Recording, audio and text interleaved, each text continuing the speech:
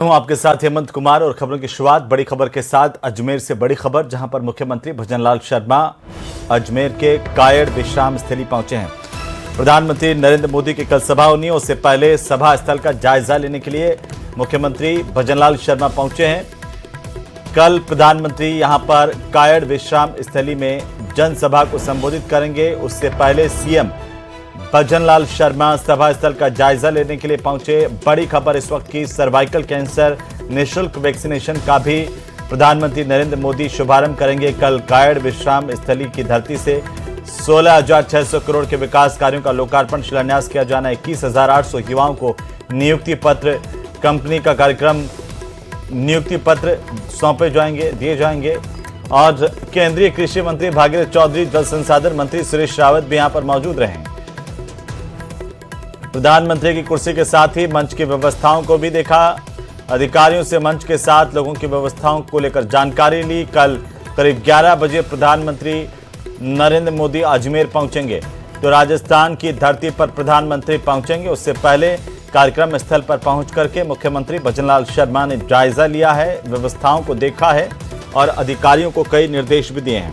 प्रधानमंत्री के इस दौरे को लेकर के तमाम तैयारियां पूरी कर ली गई हैं।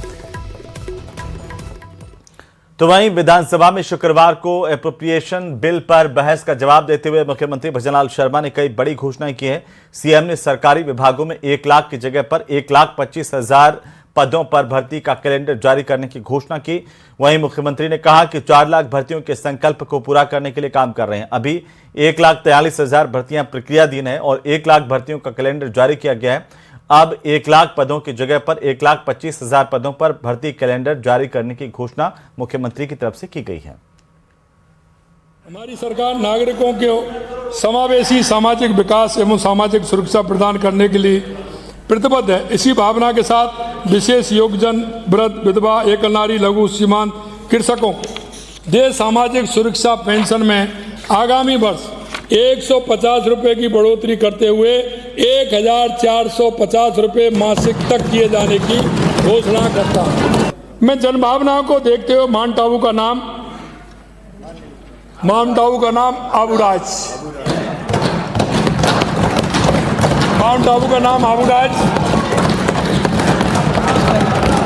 और जहाजपुर का नाम यज्ञपुर, जहाजपुर का नाम यज्ञपुर, जहाजपुर का नाम यज्ञपुर तथा कामा का नाम कामवन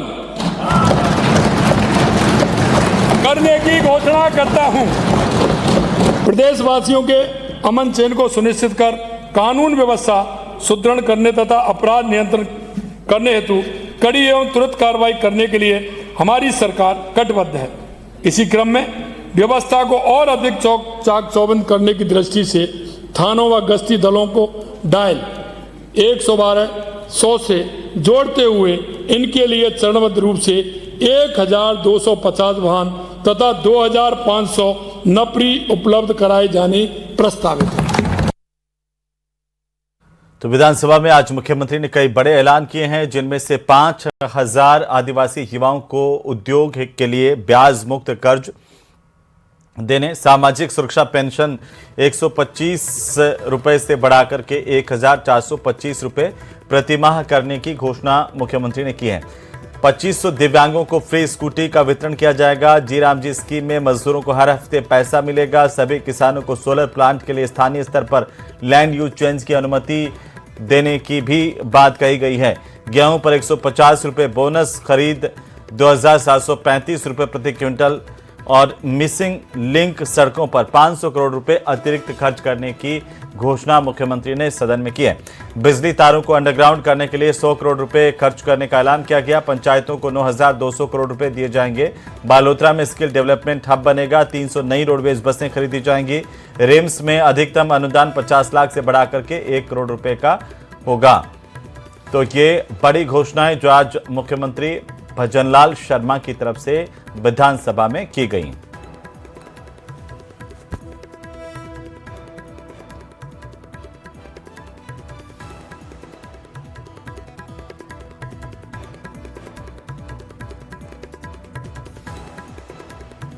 एक एक करके इन घोषणाओं को देखिए कि किस तरीके से मुख्यमंत्री ने बड़े ऐलान आज किए हैं। मिसिंग लिंक सड़कों पर 500 करोड़ रुपए अतिरिक्त खर्च करने का ऐलान किया। बिजली की तारों को अंडरग्राउंड करने के लिए 100 करोड़ रुपए खर्च किए जाएंगे। पंचायतों को 9,200 करोड़ रुपए दिए जाएंगे।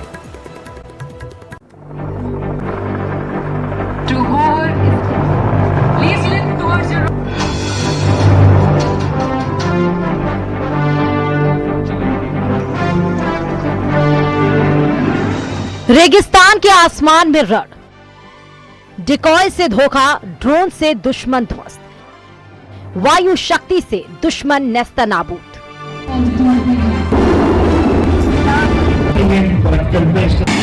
पोखरण की धरती पर सुपरसोनिक बूम की गूंज के साथ हुआ वायु शक्ति 2026 का आगाज। रेगिस्तान के आसमान में हुए सैन्य ताकत के इस प्रदर्शन ने दुश्मनों को स्पष्ट संदेश दे दिया। ऑपरेशन सिंदूर की तर्ज पर जगुआर और मिराज लड़ाकू विमानों ने दुश्मन के रनवे और हैंगर को निशाना बनाया। सटीक बमबारी के साथ एयरबेस तबाह करने का लाइव प्रदर्शन किया। की कुछ देर के बाद महिला फाइटर पायलट अवनी चतुर्वेदी ने सुखोई MKI-30 से डॉग फाइट का रोमांचक प्रदर्शन किया। जगुआर के साथ हवा में रणनीतिक युद्धाभ्यास कर सिमुलेटेड टारगेट को ध्वस्त किया। भारतीय वायुसेना ने डिकॉय ऑपरेशन की रणनीति भी दिखाई। नकली विमान भेजकर दुश्मन के रडार सिस्टम की लोकेशन ट्रैक की गई और फिर ड्रोन अटैक से एयर डिफेंस सिस्टम को तबाह किया गया। पहली बार C-130 विमान ने रात में रनवे पर लैंडिंग की। गरुड़ कमांडो के रेस्क्यू और इवैक्यूएशन ऑपरेशन का शानदार प्रदर्शन किया गया। कार्यक्रम के समापन के दरमियान ड्रोन शो में परमवीर चक्र विजेता निर्मलजीत सिंह सेखों की तस्वीर उकेरी गई। इस दौरान पूरा मैदान तालियों से गूंज गया। प्रिसाइज टारगेटिंग करेंगे, अलग अलग टारगेट्स हैं जो अभी आपको बताया जाएगा। हम अपने हेलीकॉप्टर से टारगेटिंग करेंगे, हम surface to air guided weapon से टारगेटिंग करेंगे एंड हम यहाँ पे असॉल्ट लैंडिंग का डेमोन्स्ट्रेशन करेंगे। पहली बार C-295 जो नया जहाज है उसकी असॉल्ट लैंडिंग रात को करेंगे और ये सब कुछ दिखाया जाएगा वायु शक्ति में। राष्ट्रपति द्रौपदी मुर्मू की मौजूदगी में ये भव्य अभ्यास पूरा हुआ, जिसने भारत की वायु शक्ति, आधुनिकीकरण और रणनीतिक क्षमता का प्रदर्शन दुनिया के सामने किया। न्यूज़ 18 के लिए सावलदान रत्नू की रिपोर्ट।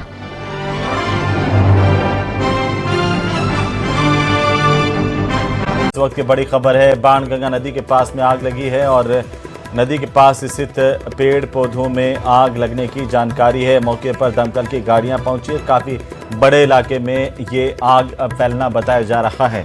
ये बड़ी खबर दौसा से, जहां पर नदी के किनारे पर फैली वनस्पति आग की चपेट में आ गई है। ये तस्वीरें सामने आई है दौसा से। ये तस्वीरें इस वक्त की सबसे बड़ी खबर। काफी बड़े इलाके में ये आग जिसे बुझाने का काम शुरू कर दिया गया है। यहाँ पर नदी के आसपास सूखी जो वनस्पति है उसकी वजह से तेजी से ये आग फैली है। झाड़ियाँ और कई सूखे हुए पेड़ इसकी चपेट में आ गए।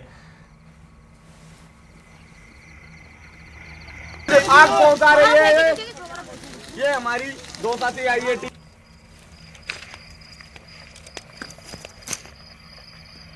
ये तस्वीरें देखिए दौसा में बाणगंगा नदी के किनारे पर किस तरीके से आग लगी। हालांकि आग बुझाने का काम शुरू कर दिया गया। जैसे ही पता चला दमकल की गाड़ी भी मौके पर पहुंची।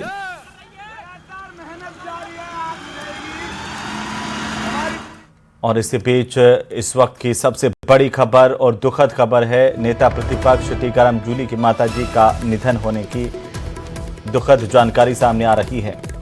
ये बड़ी खबर इस वक्त की, नेता प्रतिपक्ष टीकाराम जूली की माताजी का निधन हो गया है। SMS अस्पताल के मेडिकल ICU में अंतिम सांस नेता प्रतिपक्ष की माताजी ने ली। जानकारी के मुताबिक 80 साल की चलती देवी, जिन्होंने जयपुर के सवाई मानसिंह अस्पताल के मेडिकल ICU में आखिरी सांस ली, उन्हें भर्ती करवाया गया था। बाथरूम में गिरने से गंभीर रूप से घायल हुई थी और गंभीर हालत में परिजन आनंद फानंद में इन्हें अस्पताल लेकर पहुंचे थे। चिकित्सकों ने नाजुक हालत देखते हुए मेडिकल आईसीयू में भी शिफ्ट किया था, लेकिन बचा नहीं पाए। इलाज के दौरान डॉक्टर्स ने बचाने के भरसक प्रयास किए। काफी कोशिशों के बावजूद चिकित्सक चलती देवी को नहीं बचा पाए। अस्पताल प्रशासन ने उनके निधन की पुष्टि की है। उनके पार्थिव देह को पैतृक गांव भेजने की प्रक्रिया अब शुरू कर दी गई है। ये बड़ी खबर है राजधानी जयपुर से, जहां पर नेता प्रतिपक्ष टीकाराम जूली की माताजी का निधन होने की जानकारी सामने आ रही है। और इसी के साथ ही इस बुलेटिन में फिलहाल